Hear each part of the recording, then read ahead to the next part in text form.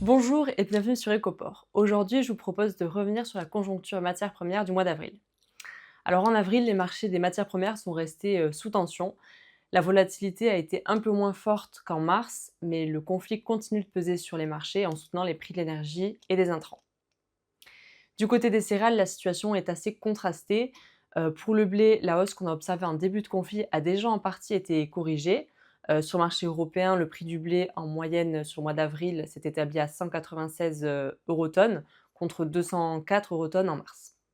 Ce repli, il s'explique principalement parce qu'on est dans un contexte d'offres encore abondantes en cette fin de campagne, mais aussi d'une façon plus mécanique par la remontée de la parité euro-dollar à la mise en place du cessez-le-feu au Moyen-Orient.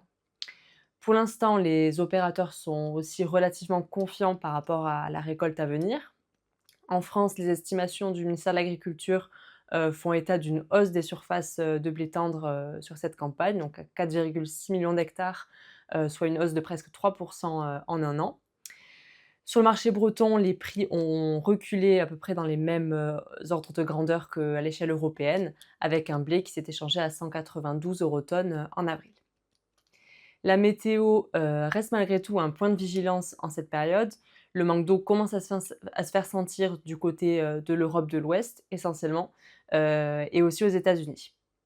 Pour l'instant, ça ne provoque pas de réelle inquiétude auprès des opérateurs, mais c'est quand même une situation à surveiller de près dans les prochaines semaines. Les prix du maïs, donc comme je le disais, ils ont évolué de façon très contrastée par rapport au blé et ils sont restés, eux, plutôt soutenus, bien qu'on soit en pleine période de récolte en Amérique du Sud et qu'on s'attend notamment à des volumes records de maïs pour l'Argentine.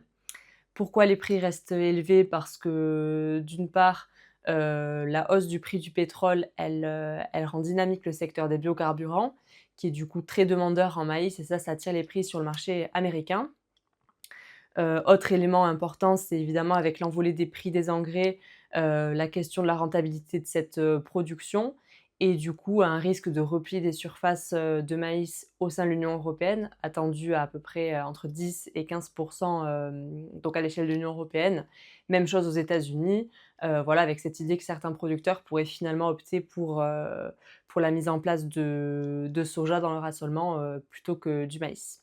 Sur le marché américain, on est sur un prix du maïs qui est remonté à 152 eurotonnes, contre 144 en février, donc avant, conflit.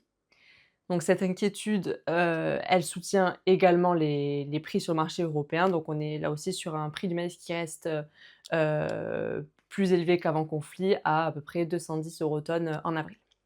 Du côté des matières azotées, le complexe soja est lui aussi resté soutenu. Pourtant, comme pour le maïs, on est aussi sur, une période de l'année où des récoltes, argentines et brésiliennes arrivent sur les marchés, avec des volumes attendus qui sont quand même importants. Mais ça suffit pas à permettre une détente des cours face à la grande fermeté des huiles végétales notamment. C'est le cas de l'huile de soja, mais aussi de l'huile de palme qui sont avec des prix qui restent soutenus par, la demande du secteur des biocarburants, dans un contexte où, plusieurs pays renforcent et assouplissent aussi les obligations d'incorporation. À Chicago, l'huile de soja, évolue sur des niveaux les plus hauts depuis plusieurs années, ce qui entraîne, avec elle l'ensemble du complexe soja, graines et tourteaux et ça rend aussi, les marges de trituration plus attractives, ce qui fait qu'on a une activité de trituration très dynamique, aux États-Unis.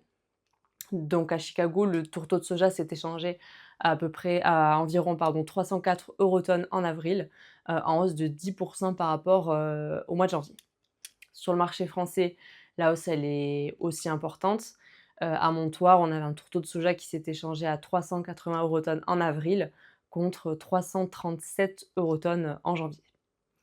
Pour les mois à venir, le premier principal point de vigilance, c'est évidemment l'évolution du conflit au Moyen-Orient, qui affecte, pour l'heure surtout les marchés du maïs et du soja, alors que le blé paraît pour l'instant, un peu plus épargné.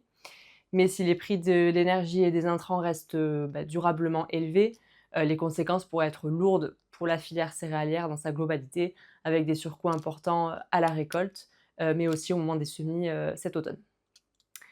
Merci et on se retrouve très vite pour une nouvelle vidéo Écoport.